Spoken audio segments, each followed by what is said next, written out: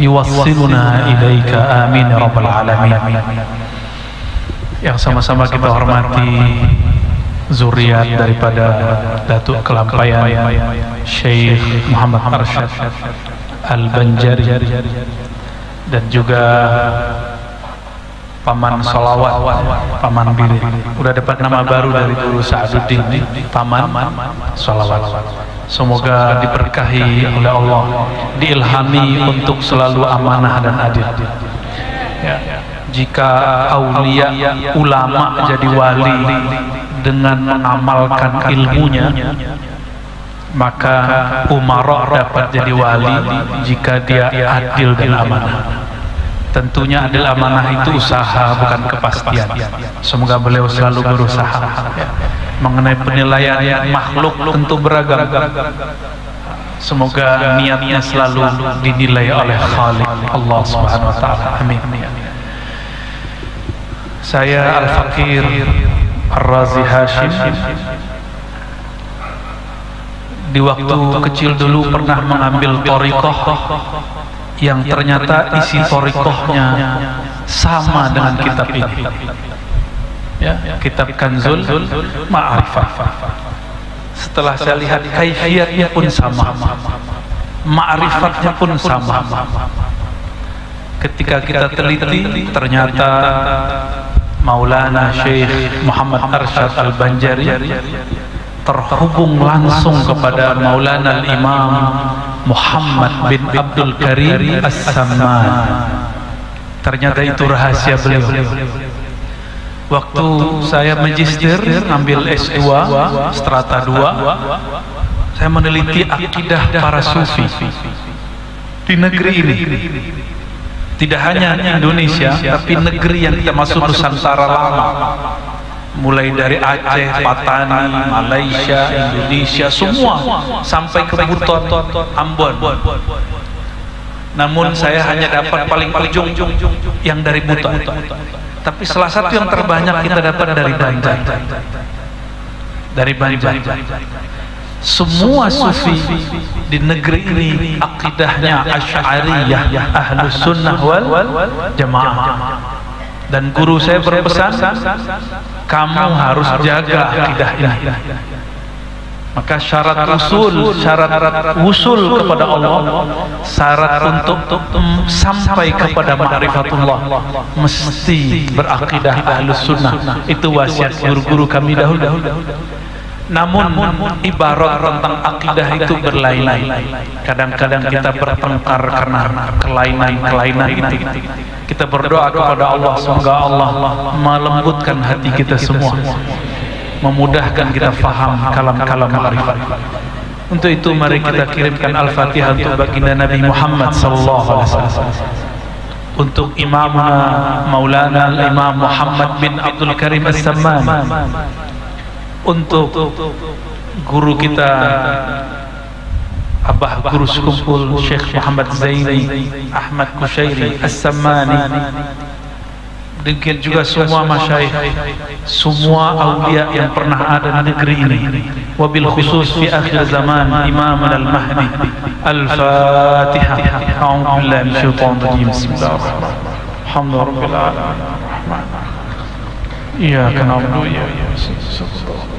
Shiratal ladzina an'amta 'alaihim ghairil maghdubi 'alaihim waladdallin.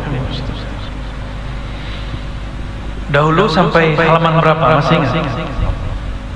Halaman 8 ya. Oke, kita review murajaah sebentar, sedikit saja. Kitab ini berbicara, mensyarah satu ungkapan, yaitu man arafa nafsahu faqad arafa rabbahu. Saya sudah sampaikan bahwa ini dalam ilmu hadis tidak termasuk hadis, tetapi para ahli ma'rifat semuanya hampir sepakat mengatakan ini hadis Nabi sallallahu alaihi wasallam. Kok berlainan antara ahli ma'rifat sufi dengan ahli hadis, padahal banyak ahli ma'rifat itu ahli hadis. Karena ilmu hadis itu ilmunya berdasarkan ilmu zahir, disebut hissi. Hissi itu panca indera. al-hawas al-khams, panca indera, jika tidak terlihat, tidak tampak, tidak terdengar, tidak dapat disentuh, tidak dapat kemudian diakses dengan yang zahir ini, maka ilmu hadis mengatakan itu bukan wilayah kami. Setelah dicari dalam semua kitab hadis, memang tidak bertemu, tidak bersua bahwa man arafa nafsahu faqad arafa rabbahu, tidak ada sanadnya kepada Rasulullah kecuali kepada Imam Yahya bin Mu'az Ar-Razi. Tetapi para sufi, bagi mereka meskipun ruh Nabi sudah pindah alam, tubuhnya sudah dikubur kepada tanah suci Madinah, tapi ruhnya tidak pernah mati. Maka dengan demikian secara syariat telah selesai, tapi ma'rifat masih disimpan dalam qalbu Nabi, dan itu berkembang sampai akhir zaman. Dan yang mewarisinya ahli-ahli ma'rifat. Oleh karena itu, banyak hal yang ada dalam kitab tasawuf tidak bertemu di kitab hadis, karena memang beda jurusan. Kitab hadis ilmu zahir, ini ilmu qalb, ilmu batin. Nah, ini yang pernah disinggung oleh Imam Al-Hakim At-Tirmizi di abad ketiga Hijriah, ahli hadis, tapi beliau kemudian lebih dikenal sebagai sufi, wali kutub di zamannya. Apa kata beliau?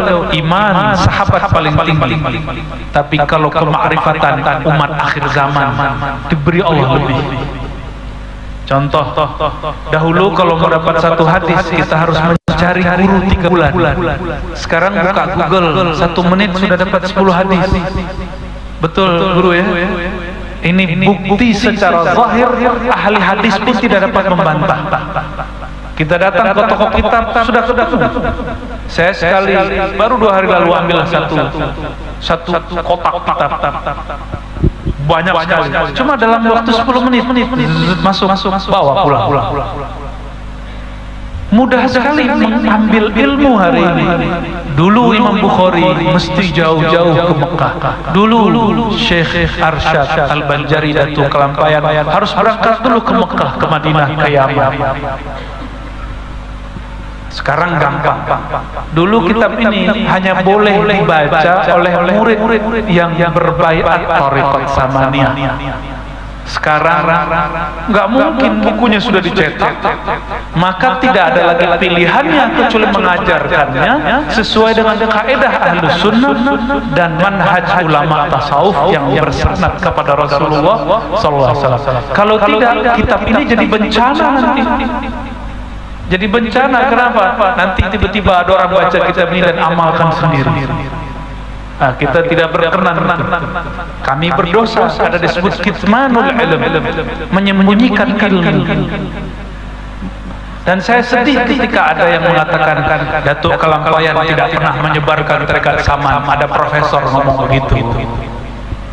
Yalah, kitab ini apa dong? Kitab ini bentuk beliau menyebarkan tarekat Samaniyah. Dan Imam Muhammad bin Abdul Karim Samman menyebut tarekatnya bukan Samaniyah, menyebut tarekatnya Al-Muhammadi. Tarekatnya apa? Al-Muhammadi. Dari dulu semua kutub menyebut tarekatnya Al-Muhammadi. Karena secara riwayat dari guru, secara rohani langsung kepada bapaknya, ruh baginda Nabi Muhammad sallallahu alaihi wasallam. Secara riwayat disebut Samaniyah, Khalwatiyah, Qadiriyah. Apa sebutannya? Samaniyah, Khalwatiyah, Qadiriyah. Mau ditambah Suhrawardiyah. Kalau mau ditambah Suhrawardiyah. Alhamdulillah kami di seberang sana di Pulau Jawa, kita mengajarkan, berkhidmat, membaca dan menjelaskan kitab Imam Suhrawardi yang merupakan kitab asas untuk membaca kitab ini. Namanya Awariful Ma'arif. Itu lebih tinggi. Ini diambil sedikit dari kitab itu, jadilah kitab ini. Ya, jadi jangan berlebihan juga terhadap satu kitab. Kitab itu tulisan makhluk. Ya, tulisan makhluk. Jika kitab suci Al-Quran boleh dibaca siapa saja, apalagi kitab tulisan seorang makhluk. Ya, jadi kita sangat takzim cinta kepada Maulana Syekh Muhammad Arsyad Al-Bari, tapi jangan mengkultuskan karya-karyanya. Cara mensucikan kitabnya, mentakzimkan kitabnya, membacanya dengan cara yang tepat, lalu mengamalkannya, itu baru takzim. Ya, insya Allah nanti kita akan coba. Kalau beruntung malam ini kita talqin zikir sesuai kitab ini, karena persis sama yang ada yang saya terima dahulu. Karena talqin zikir tidak boleh diambil dari buku, dia dari kolbu sampai kepada kolbu Rasulullah Sallallahu Alaihi Wasallam. Meskipun di tahun 2021 pada berapa ya? Kita sudah talqin, ya 2021 talqin di Bukit Kiram. Tadinya juga nggak niat, ya. Cuma ada isyaratnya langsung. Malu kepada guru kita, Guru Wildan sudah kasih talqin riwayat, maka saya harus juga kasih talqin thariqah. Apa bedanya dahulu dengan sekarang? Dahulu itu terjadi begitu saja. Kalau sekarang dengan kesadaran ilmu. Jadi yang hadir ini saya husnuzon saja semuanya ada tasdik kepada Syekh Arsyad Al-Banjari. Ya, jangan pandang Ar-Razi yang masih kecil, ya. Benar, saya masih kecil, guru. Ya, masih lebih muda lah daripada guru, ya. Maka kepada semua guru, semua syekh, semua habib, semua yang punya ilmu, saya minta izin dengan hati kepada semua yang punya hati untuk membaca kitab ini kembali. Izin ya semua? Baik. Assalamualaikum ya jami'al anbiya wal mursalin. Assalamualaikum ya Sayyidina Ahmad, Sayyidina Muhammad, Sayyidina Al-Mahdi, Sayyidina Baliyah, Sayyidina Ali, Sayyidina Abdul Qadir Jilani, Sayyidina Abdul Hasan Shazili, Sayyidina Muhammad Bahuddin Naqshbandi, Sayyidina Ahmad bin Idris Al-Idrisi, Sayyidina Ahmad Tijani, Sayyidina Ahmad Al-Rifai, Sayyidina Syekh Muhammad bin Abdul Karim Samani, Muhammad Arsyad Al-Banjari, Syekh Muhammad Zaini. Assalamualaikum warahmatullahi wabarakatuh. Al-Fatihah. Bismillahirrahmanirrahim. Amin. Man arafa nafsahu faqad arafa rabbahu. Siapa yang kenal dirinya, maka dia kenal Rabbnya.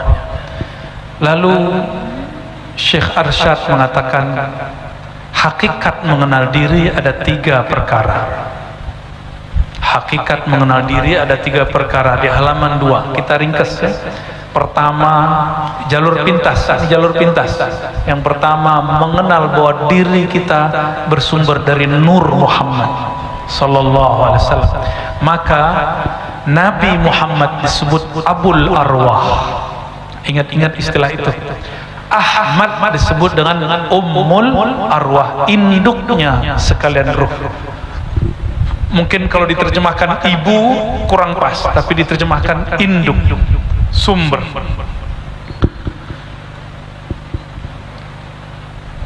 Jadi kulit, tulang, darah,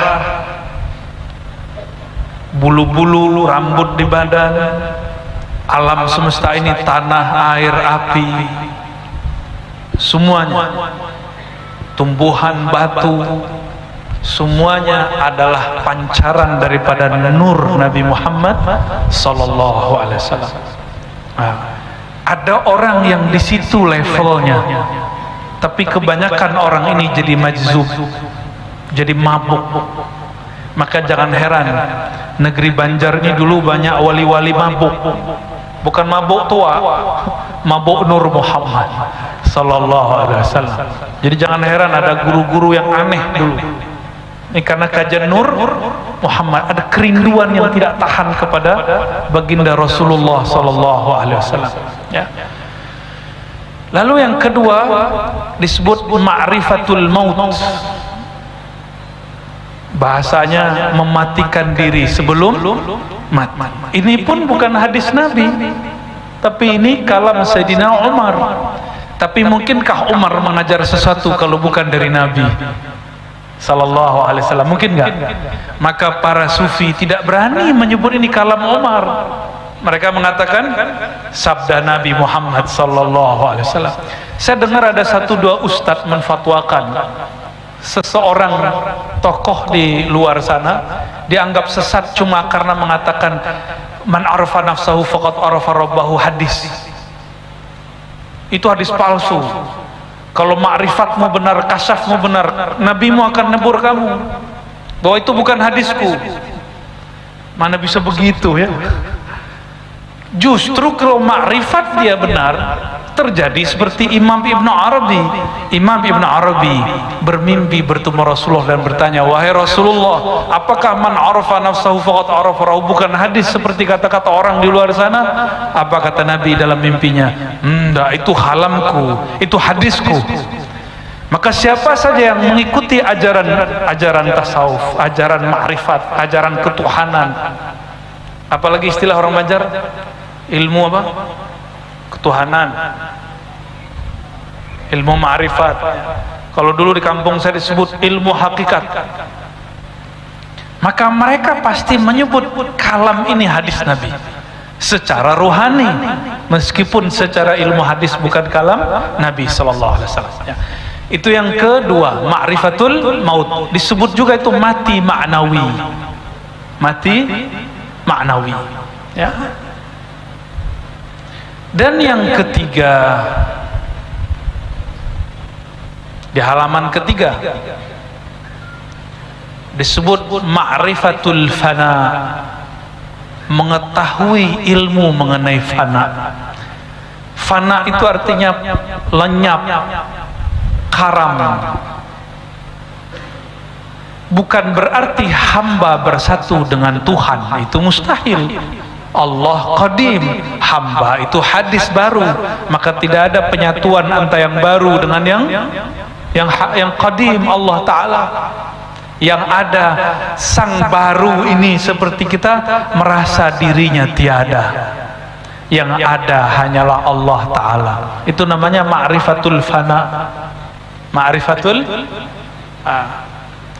Ma'rifatul fana ini jika diolah tidak diteruskan ke ma'rifat berikut, jadilah seperti Syekh Abdul Hamid, Datuk Ambulu.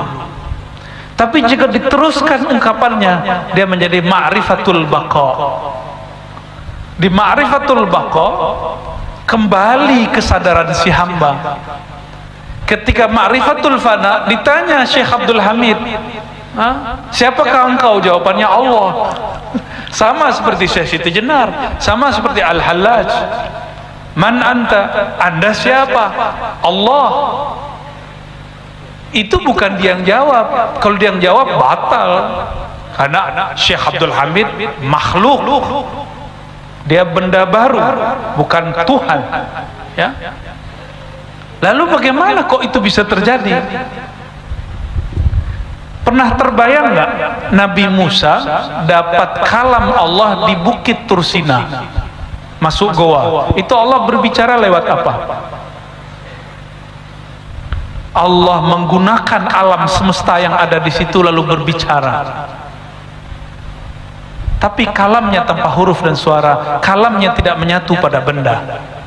Apa rahasianya? Hanya Nabi Musa dan Allah yang tahu. Ya. Itu rahasia-rahasia mereka, itu rahasia para nabi. Jika Allah dapat menggunakan bukit, cahaya sebagai media berbicara, maka Allah juga bisa mengkalamkan namanya pada nama hamba bernama Al-Hallaj, hamba bernama Abdul Hamid, hamba bernama Siti Jenar. Cuma mereka mabuk di situ, tidak terus. Karena lautan itu dia sangat dalam. Samudra fana itu sangat dalam. Jika dia berhenti di situ, dia akan terus tenggelam, tidak bisa kembali. Dalam bab hakikat mereka benar, tapi dalam bab syariat mereka melanggar syariat Muhammad secara ilmu zahir. Atas dasar itulah ahli fikih yang zahir menghakimi mereka. Inilah terjadi kenapa Sunan Kalijaga merestui penghakiman Syekh Siti Jenar. Kenapa? Sederhananya Sunan Kalijaga berbicara begini, Nabi Muhammad lebih tinggi dia apa ente? Kata Sunan Kalijaga kepada Syekh Siti Jenar, itu tinggi Nabi Muhammad. Nabi Muhammad pernahkah berbicara seperti kamu? Anallah, aku Allah. Sayangnya Syekh Siti Jenar tidak menjawab dengan pas. Seandainya dia menjawab dengan pas, ada jawabannya. Tahu jawabannya? Mau dibocorkan malam ini? Ada rahasianya, saya nggak mau kasih tahu lah. Seandainya beliau menjawab begitu, dan begitu juga seandainya Al-Halat menjawab dengan cara itu, dia akan selamat daripada penghakiman ahli zahir. Itu ya. Semoga Allah menyelamatkan kita semua. Tapi kita tidak boleh sama sekali ada pandangan hina kepada Al-Hallaj, Syekh Siti Jenar, Datuk Ambulu, nggak boleh.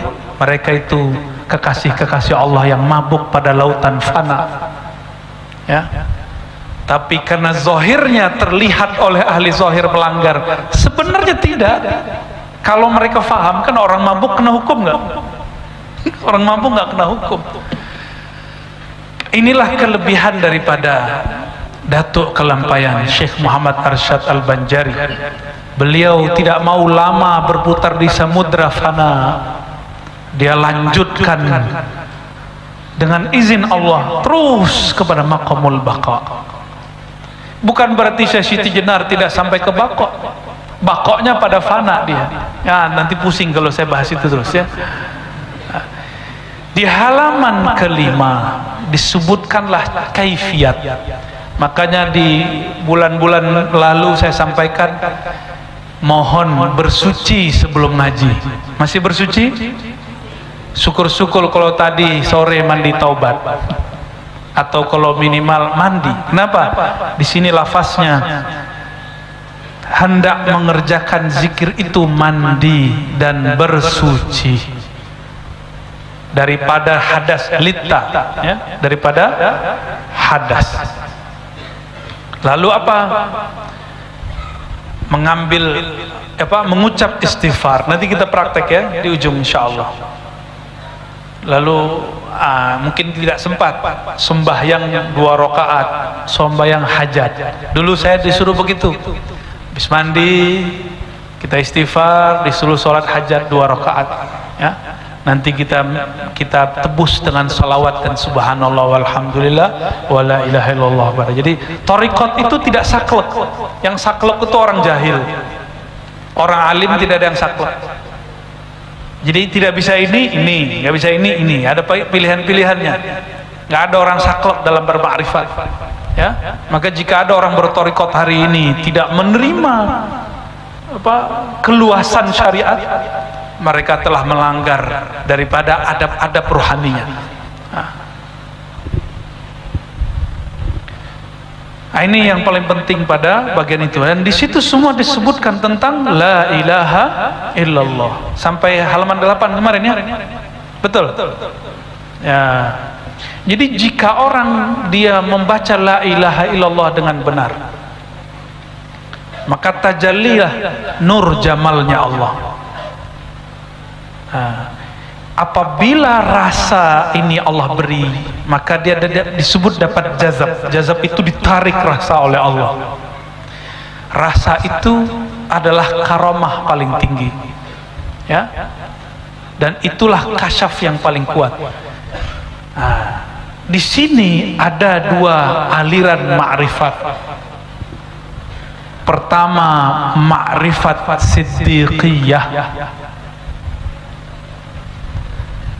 Yang kedua, ma'rifat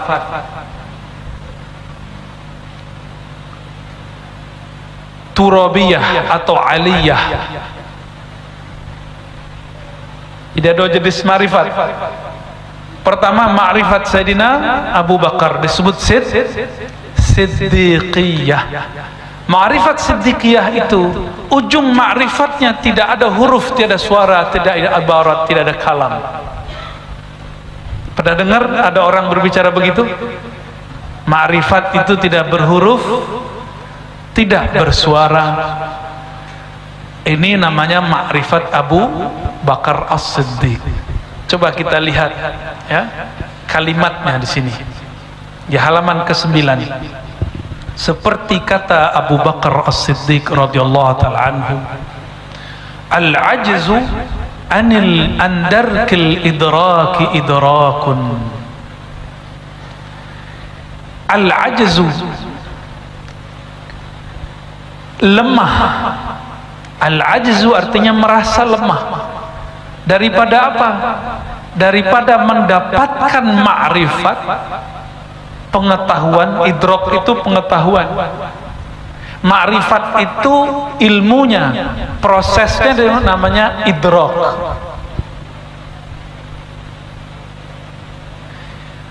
Ketika seorang hamba mengaku, ya Allah, semakin aku mengenal Engkau, semakin merasa aku tidak mengenal siapa Engkau. Itu ma'rifat Sayyidina Abu Bakar. Diungkapkan dalam bahasa lama, bila harfin wala sautin, tidak ada huruf, tidak ada suara. Kalau begitu tutup buku, tutup kitab. Betul lah. Gimana? Mau tutup kitab malam ini? Abu Bakar cukup dengan diam. Apa kata Rasulullah kepadanya? Wahai Abu Bakar, jika ada hamba berdua, salisuhu ma Allah, salisuhum Allah. Jika ada orang berdua, maka ketiganya adalah Allah. Disebut dengan muraqabah. Muraqabah disebut muraqabah adadiyah atau muraqabah ma'iyah. Yang lebih tepat muraqabah ma'iyah. Apa arti muraqabah? Merasa dilirik, diawasi, dijaga. Apa arti ma'iyah? Bersama Allah subhanahu wa ta'ala. Sayyidina Abu Bakar tidak ada kalam, dia hanya merasakan bersama Allah. Itu sebabnya zikir Sayyidina Abu Bakar, zikirnya khafi, matanya dipejam, lidahnya dikunci ke langit-langit, lalu dia diam, hanya menyebut Allah, Allah. Ya, itu ma'rifat Sayyidina Abu Bakar. Bahkan lafaz Allah pun nanti tidak disebut lagi, cukup nafasnya naik turun, bawah, bukan berarti itu nama Allah, itu bunyi nafasnya. Disebut zikir tanafus, zikir anfas, nafas berbunyi. Apapun bunyi di alam semesta itu bunyi tasbihnya. Jika burung berkicau, kipas angin berbunyi, nafas kita juga berzikir. Itulah bunyi zikirnya yang baru diungkap oleh ulama terdahulu. Ternyata di dalam ungkapan itu ada lagi ungkapan, di balik ungkapan itu ada lagi ungkapan. Ternyata tiada batasnya. Maka kitab ini kalau orang katakan ini nggak boleh dikaji, kalau ini tidak boleh dikaji, kenapa Syekh Arsyad Al-Banjari tulis kitab ini? Ya? Bahkan ada yang lebih berjilid-jilid dari kitab ini, banyak. Saya punya banyak, kawan-kawan saya punya banyak. Kadang-kadang kita terlalu berlebihan kepada seorang imam. Ya, taib.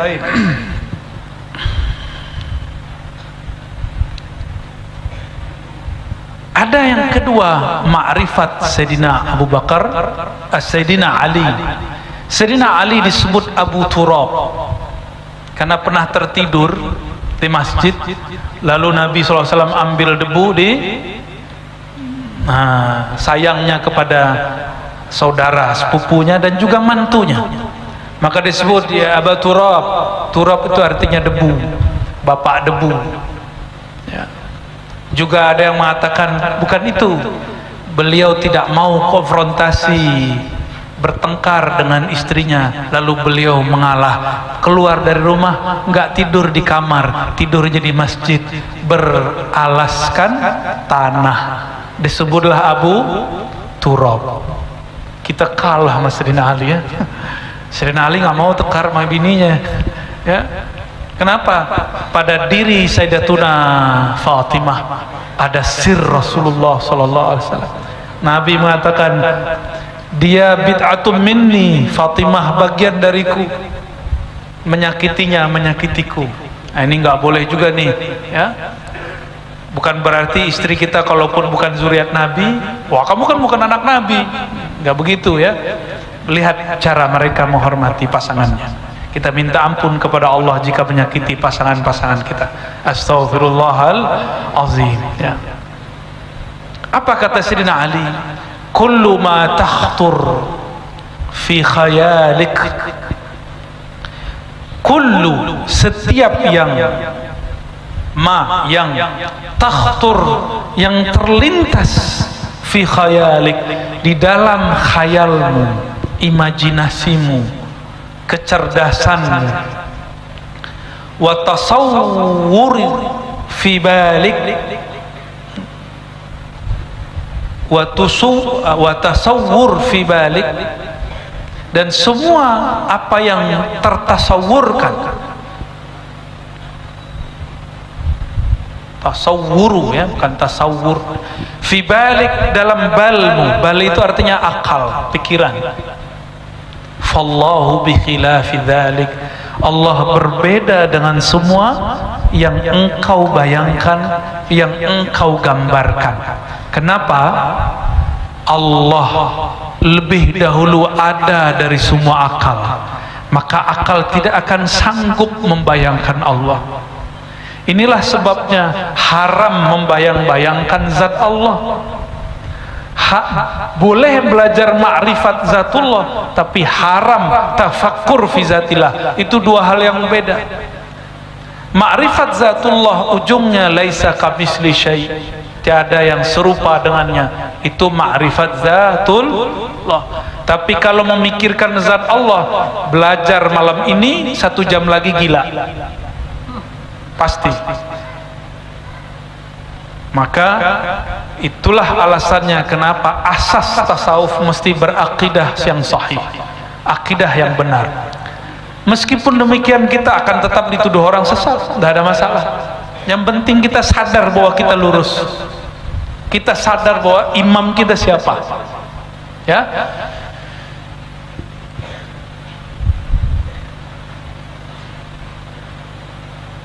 Sayyidina Ali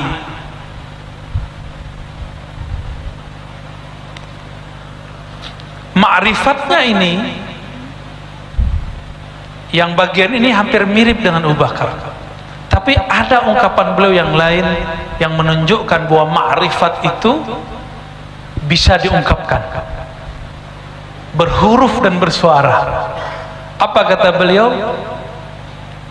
Araftu Rabbi bi Rabbi, aku mengenal Allah dengan Allah itu sendiri. Inilah yang diungkap oleh Imam Ibn Athaillah dalam Hikam. Maka belajar hikam, mengajar hikam, mohon maaf para tuan guru, ngaji hikam, belajar hikam bukan untuk dihafal, tapi untuk dijadikan suluk. Saya dulu menghafalkan banyaklah teks hikam, tapi nggak mengerti. Ketika berkhalwat suluk di bawah bimbingan mursyid mulia, barulah kemudian faham setiap kalam-kalam daripada Ibnu Athaillah As-Sakandari. Apa kata beliau?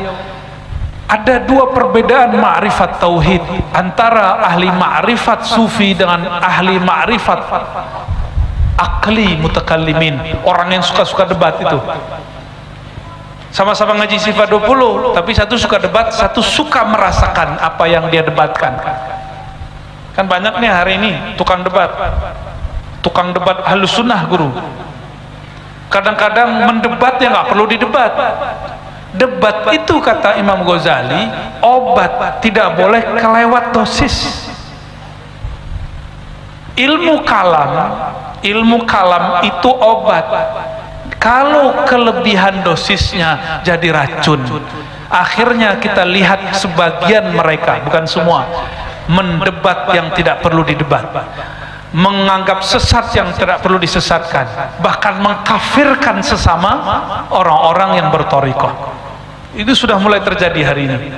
Saya mulai faham, oh ini yang terjadi dulu pada Syekh Arsyad Al-Banjari, juga terjadi pada Abah Guru Sekumpul di masa hidupnya, terjadi pada Imam Abdul Hasan Syazili, beliau diusir. Terjadi pada Muhammad bin Abdul Karim Sammani, Syekh Saman. Terjadi pada Syekh Abdul Somad Al-Falembani, orang yang sama-sama berangkat ke dan belajar di Madinah dengan Syekh Arsyad. Terjadi semua, ya. Nah, kita seharusnya di masa ini tidak mengulangi dosa yang sama, kesalahan yang sama. Cukuplah itu jadi ibrah, ya. Araftu Rabbi bi Rabbi. Apa kata Imam Notailah? Ada orang mengenal Allah dengan analog, kias. Mengenal Allah dengan selainnya, pakai dalil, dalil akli, dalil nakli, dalil akal atau dalil Quran, sunnah. Dua-duanya bagus. Ini ketika dijadikan dalil, dijadikan bahan untuk debat, disebut ilmu kalam. Muncullah nanti ilmu-ilmu kalam ini, ilmu debat di dalam akidah Ahlus Sunnah wal Jamaah. Imamnya dulu bernama Abul Hasan Al-Ash'ari Abu Mansur Al-Maturidi. Beliau hanya mendebat yang perlu didebat. Beliau tidak pernah mendebat Junaid. Junaid gurunya, Junaid Al-Baghdadi gurunya. Meninggal gurunya, muncullah Ruwaim. Imam Ruwaim tidak pernah didebatnya. Dia tasdik kepada ilmu sufi.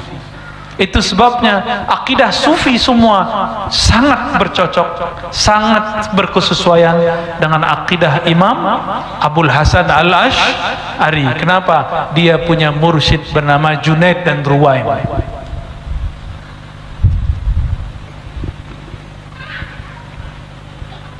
Kelompok kedua, kalau tadi pakai dalil.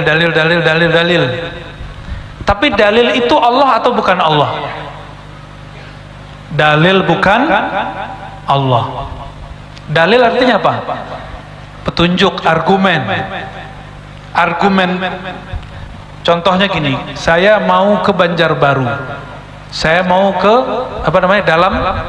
dalam pagar. Buktinya ada, buka map. Oh, ada di map. Apakah map ditulis dalam pagar, itulah dalam pagar, atau dalam pagar ada di luar map, di luar peta? Orang-orang banyak berhenti di map, di peta. Oh, debatlah di situ. Inilah jadi ahli kalam, berdebat dengan dalil. Maka muncullah tren, mana dalilnya? Yang ngomong begitu sekarang nggak hanya Wahabi, ya, yang ngaku sufi juga ada yang begitu, mana dalilnya? Padahal sufi dalilnya rasa dan ma'rifat dalam qalbu, ya.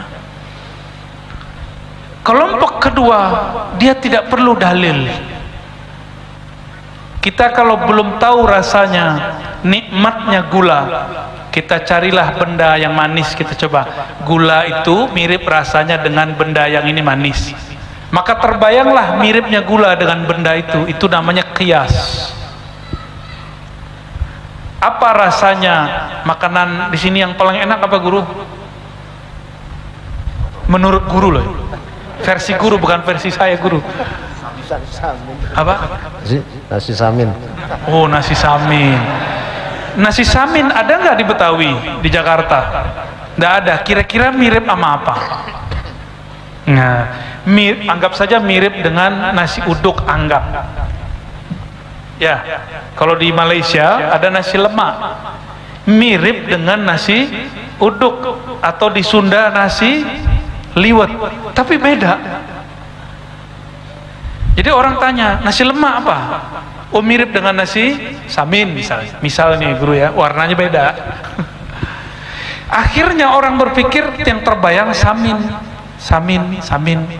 nasi lemaknya hilang. Ini namanya qiyas. Ilmu seperti ini dipraktekkan dalam ilmu mengenal Allah, jadilah ilmu kalam. Paham di situ? Ya, makanya banyak debat di situ. Banyak debat di situ. Jadi tidak salah juga banyak debat, tapi jangan kelewat. Ya, nanti dikritik oleh Syekh Arsyad, dikritik oleh Syekh Muhammad Nafis Al-Banjari. Syekh Muhammad Nafis dalam kitab Durrun Nafis, beliau kemudian membuat perbedaan antara akidah mutakallimin ahli kalam dan akidah sufi yang ahli kasyaf. Dibedakan ahli syuhud yang musyahadah kepada Allah Subhanahu wa ta'ala. Ini bukanlah perbedaan yang kontradiktif, dia cuma berbeda ibarat, tidak perlu dipertentangkan. Maka kelompok kedua mengenal nasi samin bukan dengan cara mencari yang mirip dengan nasi samin, tapi nasi samin itu dibeli langsung dicari dan dimakan. Oh, ini samin, dimakan. Dia nggak perlu perbandingan nasi-nasi yang lain, langsung nasi samin dimakan. Inilah ma'rifat syuhudiyah, ma'rifat dzauqiyah. Ini yang diajarkan Syekh Muhammad Arsyad. Inilah thariqah Sayyidina Ali. Ya, thariqah Sayyidina Ali, mengenal Allah dengan Allah itu sendiri, nggak usah pakai teori. Maka nanti kita praktek zikir, nanti seberapa Allah kasih ma'rifat ke dalam kolbu, ya itulah jatah kita malam ini. Ya, insya Allah. Sabar ya. Ini udah jam berapa? Jam 10 nih udah.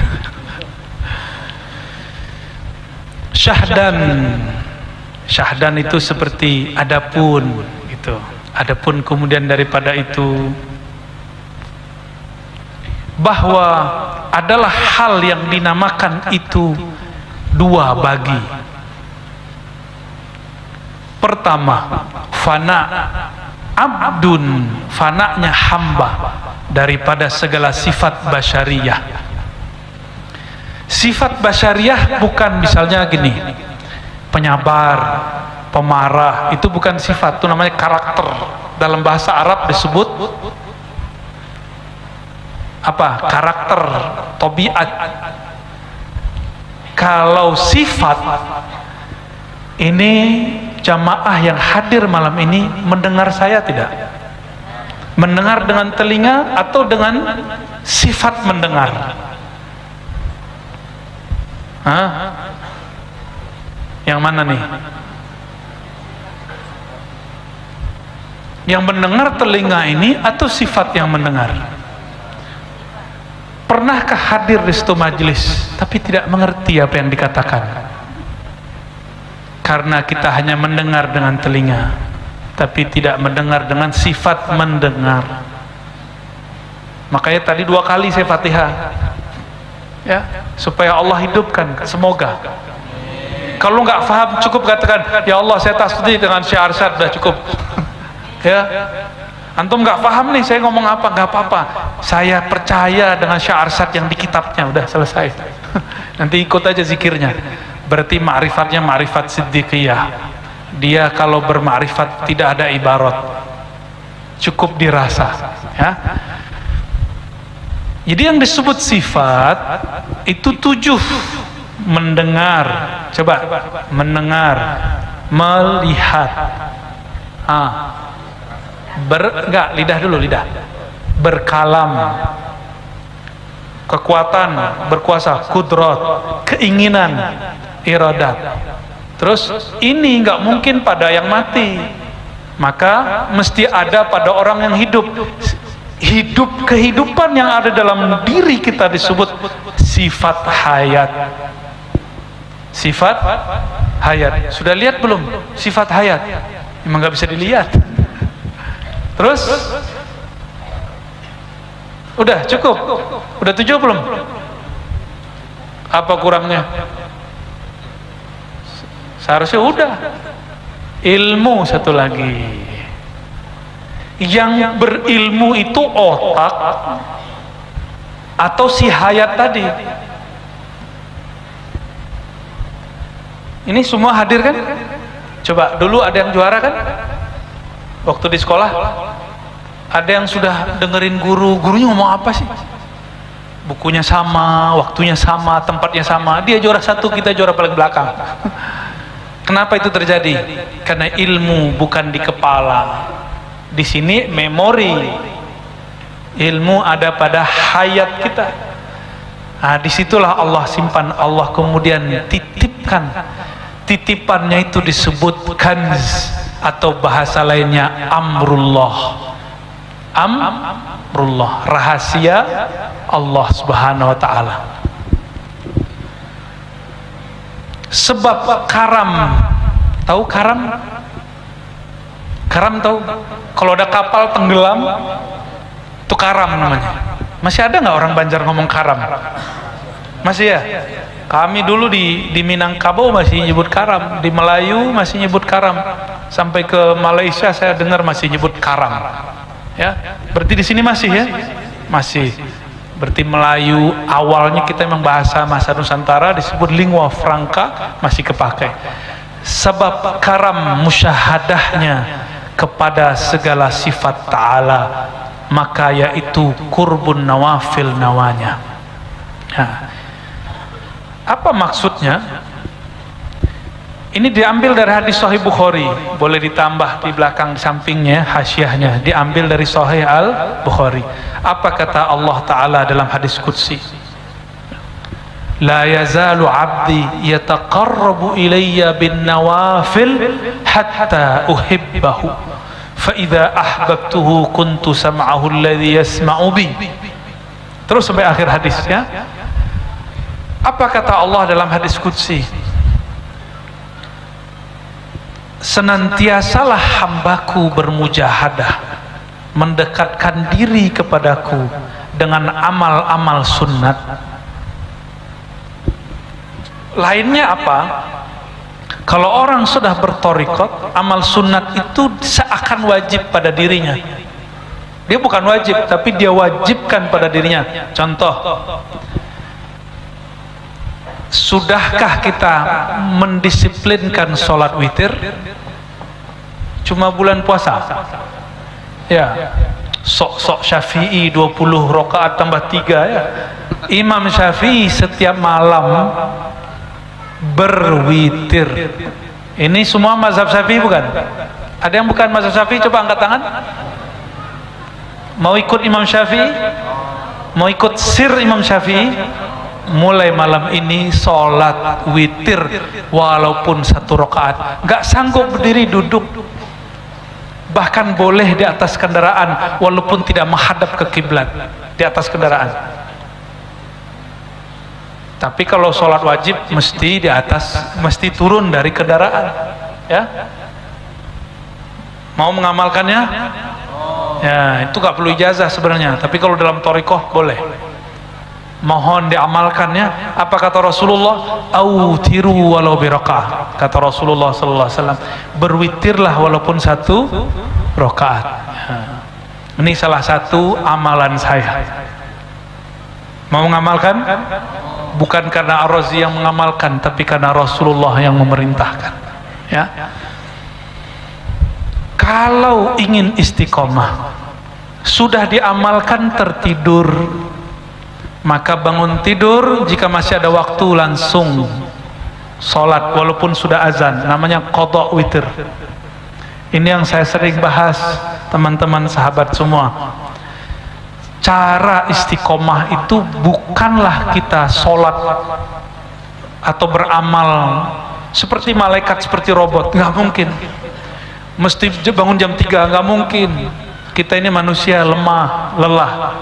Tapi ketika tertidur lupa lalai, kita qadha di waktu yang terdekat. Itu disebut dengan istiqomah. Nah, itu Nabi lakukan. Silakan buka Sahih Bukhari, Sahih Muslim. Nabi mengqadha salat witir, mengqadha salat rawatib, mengqadha dan banyak. Selevel Nabi mengqadha. Masa wali nggak ada? Ya, ini yang hadir wali ya. Wali apa? Wali nikah.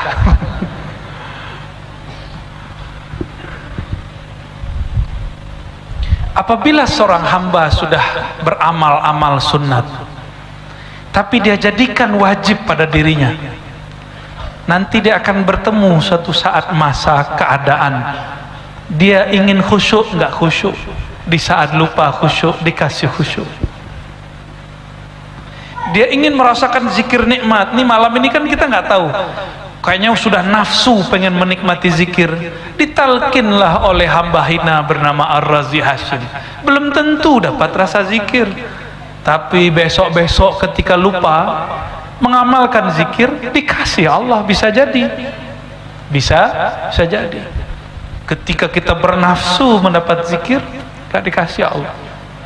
Ya, maka nanti kita nggak tahu nih, lihat ahwalnya ada apa tidak. Ya. Kalau kolbunya agak gimana, nggak dikasih.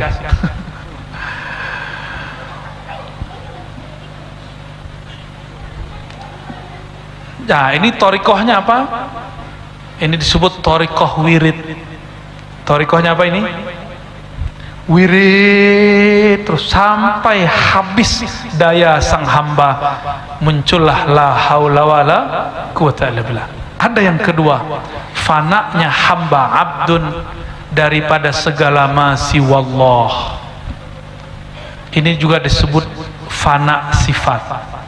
Tapi ada yang menarik, fana zat ya. Beliau tidak menyebutnya di situ zat, hanya menyebutkan segala ma siwallah. Segala sesuatu selain Allah. Ma siwallah artinya selain Allah. Sebab karamnya di dalam musyahadah wujud Allah, hingga daripada hal fananya pun fana'lah ia, maka yaitu kurbul faraid. Ya. Inilah yang disebut faraid. Nah, ini ada sebuah istilah di kalangan ahli ma'rifat. Faridah, fardu itu zat, wujud zat. Nafilah itu sifat. Nafilah itu secara ilmu fikih berarti amal sunnat, tapi dalam ilmu ma'rifat itu adalah sifat. Ya, selamat pusing ya.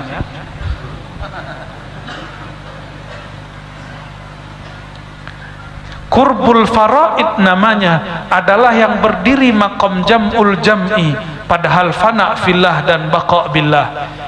Apa yang disebut jam'ul jam'i? Jam'ul jam'i, jamak kumpul, himpun.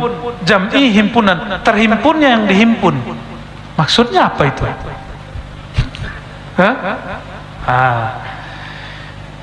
Ketika si hamba fana tidak memandang dirinya, sifatnya, maka muncullah kesadaran sifat Allah.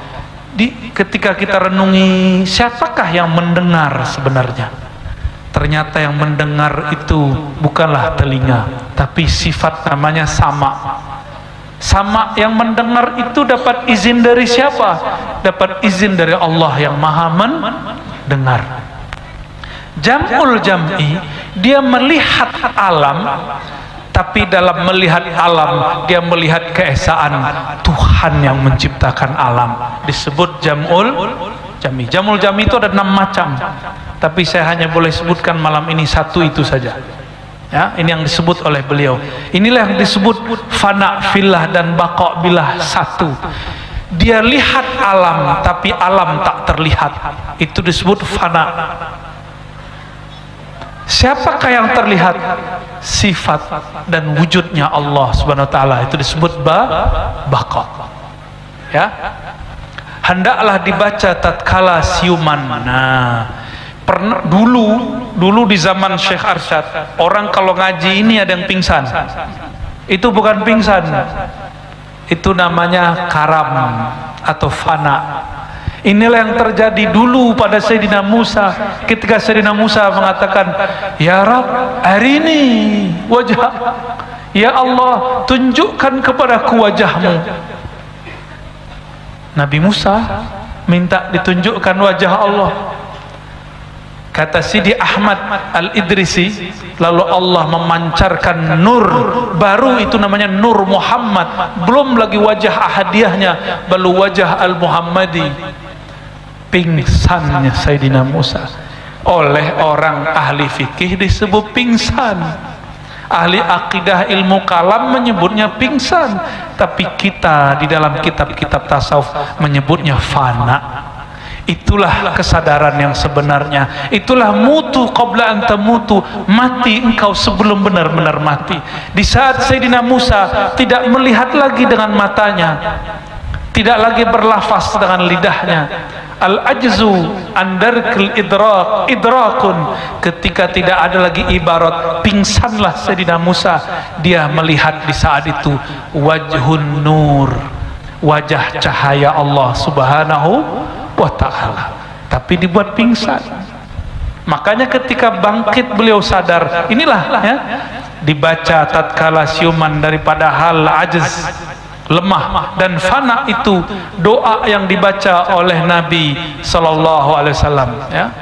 Sebenarnya ini ada dalam syair-syair juga ya.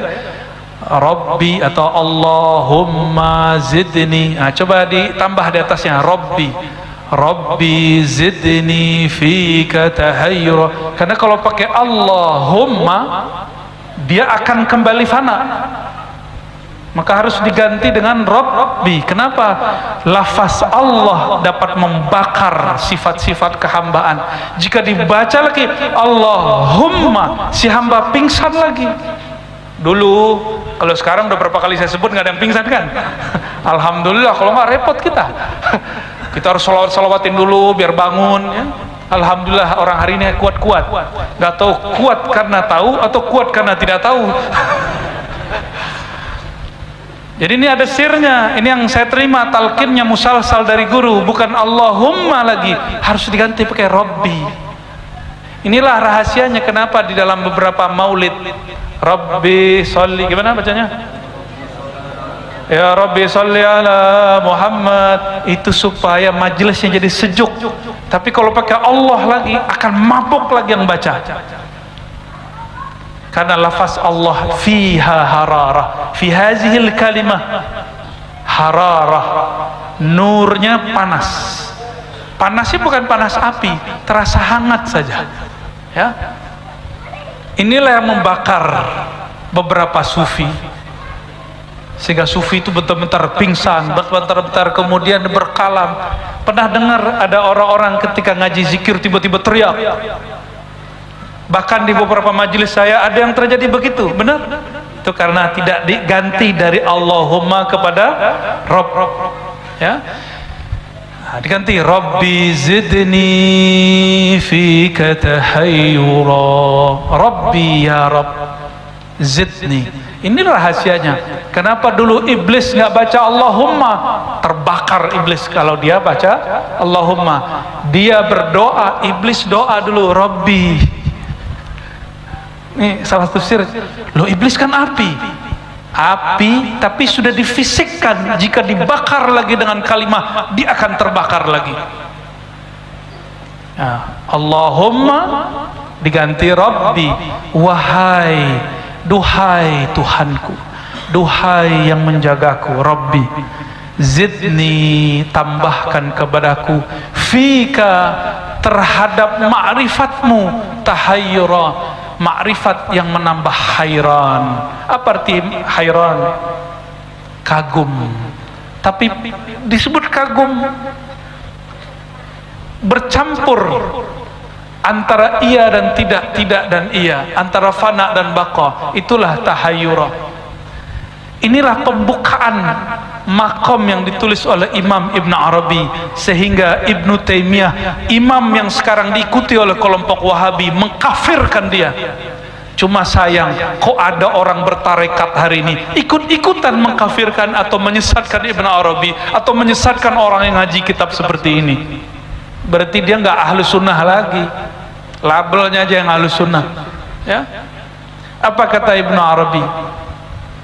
Jika aku katakan hamba itu sholat beribadah, si hamba la haula wala quwata illa billah, tadi fana sifat, tiadalah yang mendengar, tiadalah yang bergerak, tiada yang kudrat, tiada yang iradat kecuali Allah.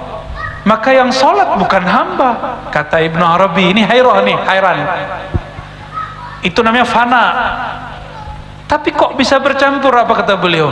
In qultu rabb, jika aku katakan yang sholat itu Allah, fa anna yukallaf, Allah kan tidak mukallaf, Allah tidak dibebani syariat. Nah, ini namanya baqo. Bercampur fana dan baqo namanya jam'ul jam'i, jam'ul fana wal baqa. Bercampur antara fana dan baqo, jadi ambigu nano-nano. Inilah disebut makom hairan, makom yang penuh heran. Saya lama Pak ngalamin ini, waktu umur 13-14 tahun ngalamin ini, makom hairan itu ya. Maka ketika orang mengkafirkan Ibn Arabi, kita mengatakan ya Rabb, berarti dia tidak sampai kepada makom Ibn Arabi ya. Kenapa? Kata beliau ya. Oh, kita coba lihat arti dari beliau. Artinya, hai Tuhanku, tambahi kiranya olehmu akan daku. Wah, bahasanya indah sekali ya. Hairan pada musyahadah keesaan zatmu. Indah ya bahasanya. Duhai Tuhanku, tambahi kiranya olehmu akan daku. Hairan pada musyahadah keesaan zatmu. Nah, ini dia. Lalu Syekh Arsyad qaddasallahu sirrahu mengatakan, hai saudaraku yang akil lagi budiman, fi ma'rifatir rahman, dalam mengenal Allah yang maha rahman. Demikianlah hendaknya dikerjakan segala hamba yang pilihan tatkala berlaku atasnya pekerjaan datang sakaratul maut atasnya. Maka janganlah, ini jalan menuju pulang nih, ilmunya paman solawat. Maka janganlah lalai sampai di Jawa, lainya dibaca lali. Jadi itu bukan bahasa Jawa, itu bahasa Melayu yang ditulis, bahasa lama yang ditulis, mereka mengharokatkannya menjadi i. Tapi dalam bahasa Melayu diharokatkan a, lai, lali, sama toh? Bukan cocokologi loh Pak ya. Kita kuliah begitu dulu. Dan lupa daripada memusyahadahkan keesaan zat Allah. Nah ini beliau, apa kata beliau? Jika datang sakratul maut. Nah, tanda ini tuh ya. Ini bekal mau mati ini mahar mau mati. Maka janganlah lalai daripada memusyahadahkan, menyaksikan keesaan zat Allah satu, dan menghadirkan kolbu kehadiratnya. Berbaik diri menghadap kiblat. Berbaik diri menghadap, jadi kita bagus-baguskan menghadap kiblat. Tatkala itu hendaklah fana diri daripada apa itu tulisannya, sangkutan ma siwallah. Hendaklah diri terlepas dari semua yang bersangkut, yang berkait dengan selain ma siwallah. Artinya apa? Selain Allah. Dan akan hingga daripada sadar nafas akan bahasa sininya kelih ya, dan daripada rasa pedih. Nah, di saat sakaratul maut itu ada rasa sesak, rasa pedih. Nah, dia sadar, dan kesakitan,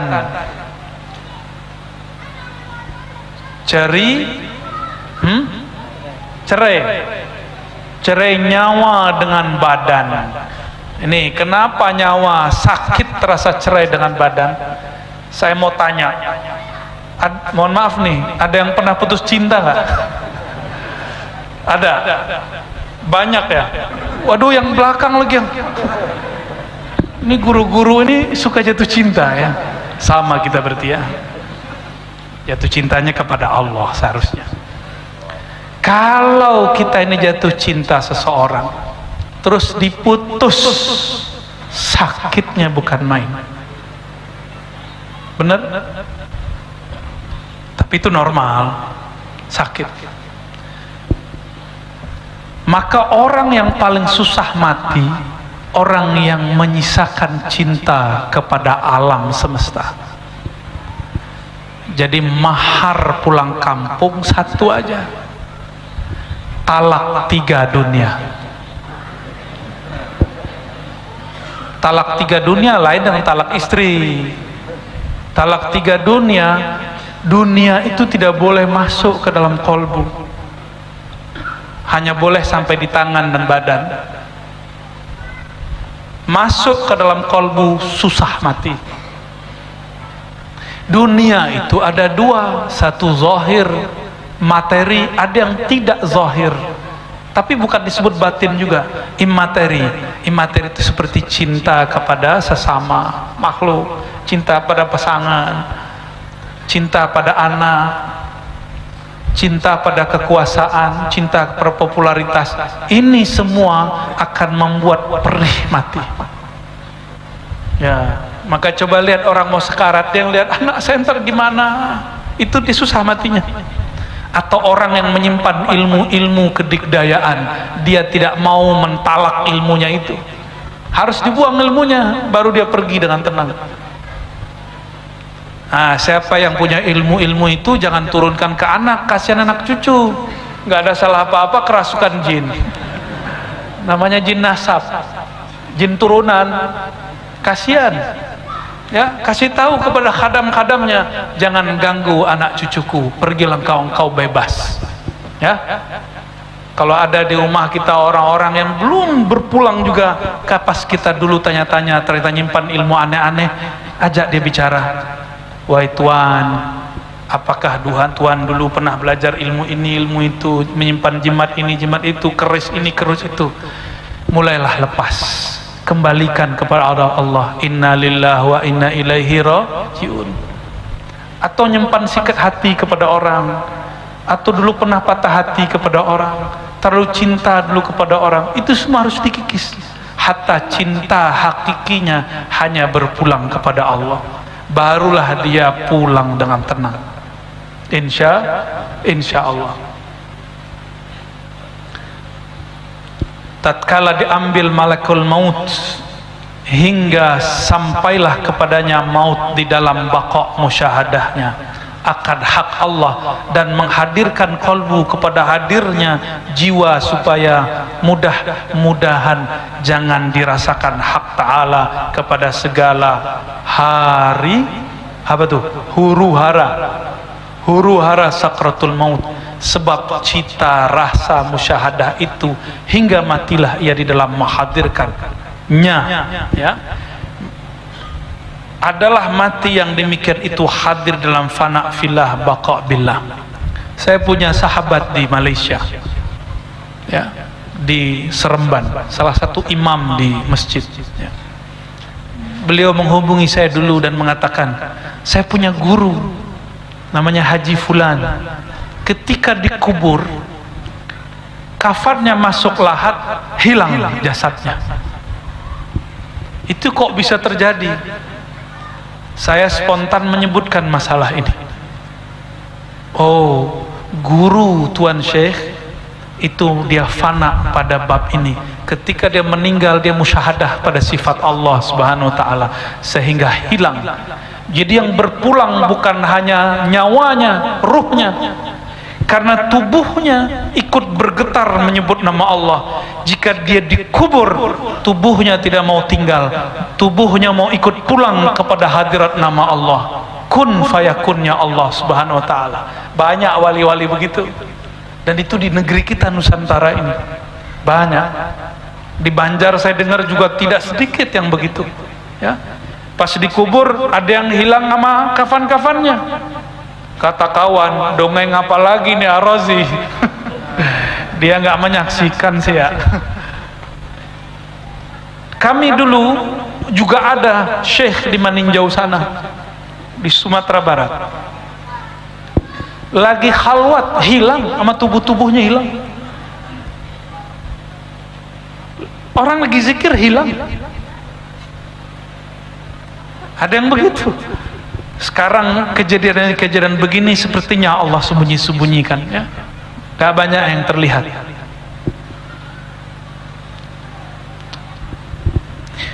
Yang beroleh makon jam'ul jam'i, yaitulah amal dan hal mati maknawi yang dahulu daripada mati suri, seperti sabda Nabi SAW, mutu qabla anta mutu. Kita baca dulu ya. Artinya matikan diri dahulu daripada mati kamu, yakni halkan mati maknawi daripada mati suri. Inilah kesudahan jalan Nabi SAW dan segala arif billah yang kamil mukammil radhiyallahu taala anhu. Ini yang penting nih.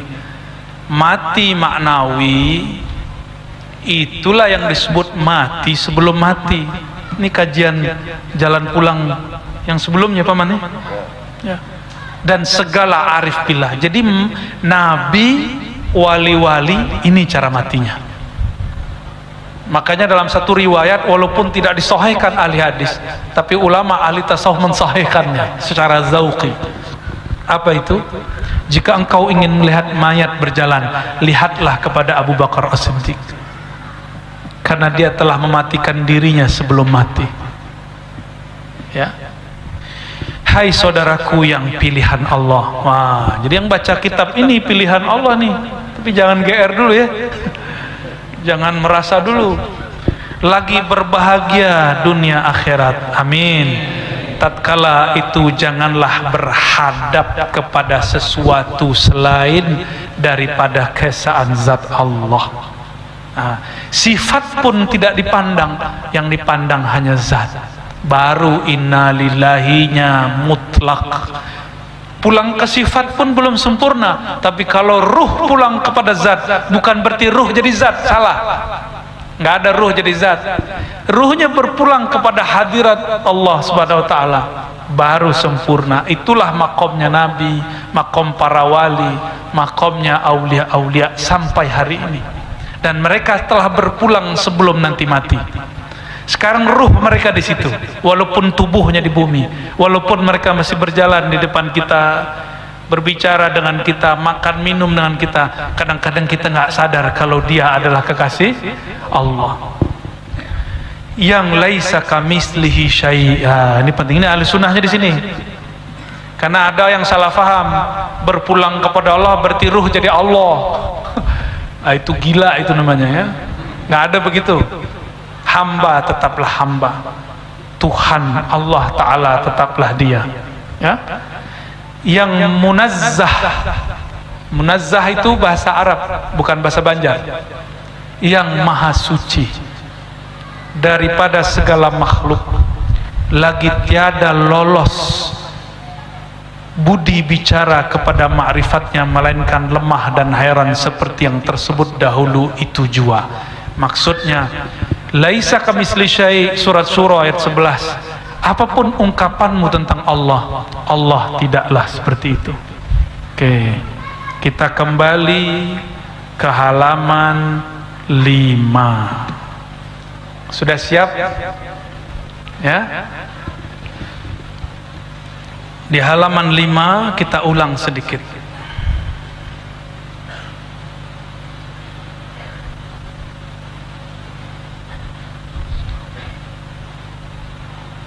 Jadi untuk menghadirkan la ilaha illallah, apa kata beliau di bagian tengah?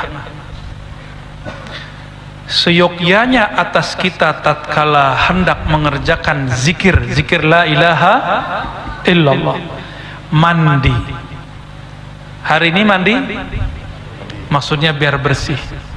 Syukur-syukur diniatkan mandi tobat, atau niat mandi mau ngaji.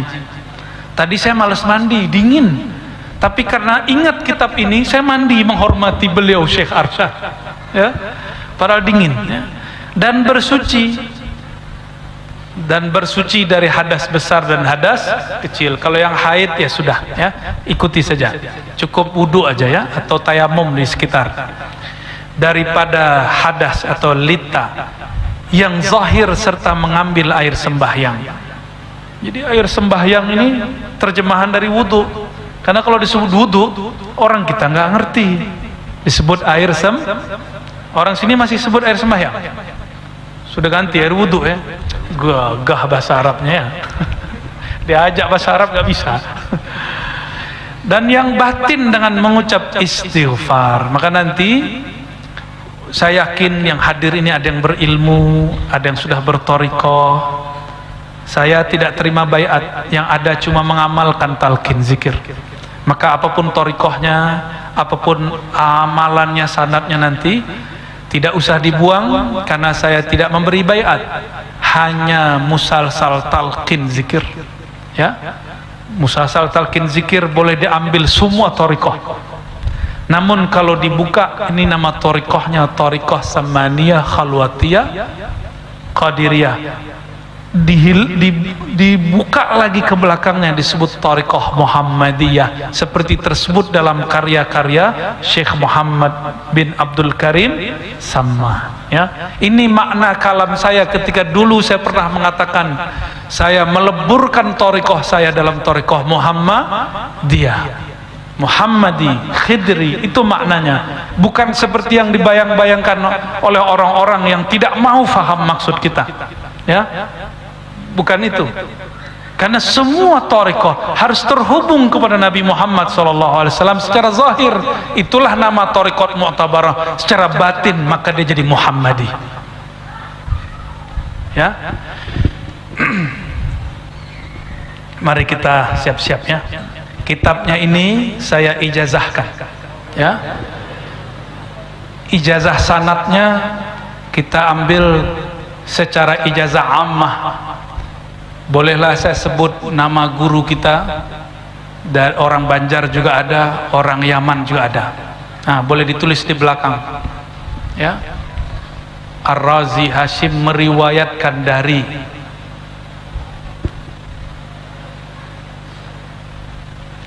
Syekh Muhammad Abdul Rabb An-Nazari. Pertama itu yang baru saja wafat, guru kita di Martapura, Guru Sya'rani ya. Bahkan yang masih hidup termasuk Guru Wildan. Kita tabarruk ijazah beliau, mu'alafat karya-karya Syekh Arsyad. Nah, 3 itu cukup ya. Karena ini kitabnya orang Banjar, maka saya cukupkan dengan sanad guru kita yang baru saja wafat, Guru Sya'rani, dan yang masih hidup Guru Wildan. Semoga Allah panjangkan umur beliau, Allah mudahkan urusan beliau, amin ya. Dan termasuk guru saya yang dari Yaman tinggal di Abu Dhabi, namanya Syekh Muhammad Abdul Rabb Nazari. Dari beliau kita mengambil sanad-sanad thariqat, terutama Syadziliyah, Alawiyah, Darqawiyah ya. Mengambil sanad aurat ya. Ternyata mereka semua mengambil daripada guru kita musnid dunia Syekh Muhammad Yasin Al-Fadani ya.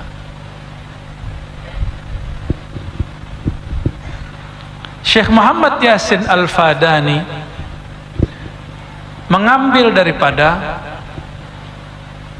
ini pakai sanad NU atau sanad yang lain?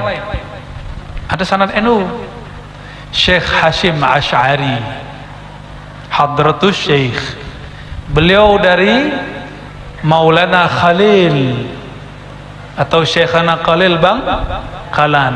Syekhana Khalil daripada Syekh Nawawi Al-Bantani. Syekh Nawawi Al-Bantani dari pengarang kitab ini Maulana Syekh Muhammad Arsyad Al-Banjari. Ini baru satu jalur, jalurnya masih banyak, tapi ntar pusing. Cukup dulu lah ya. Oke, maka saya ijazahkan keberkahan sanad ini, kitab ini. Siapa saja yang ingin mengambilnya, dan siapa yang ingin mengambil sanad alinya, ambil kepada Guru Wildan dan murid-murid dari Abah Guru sekumpul dan murid-murid beliau yang lain.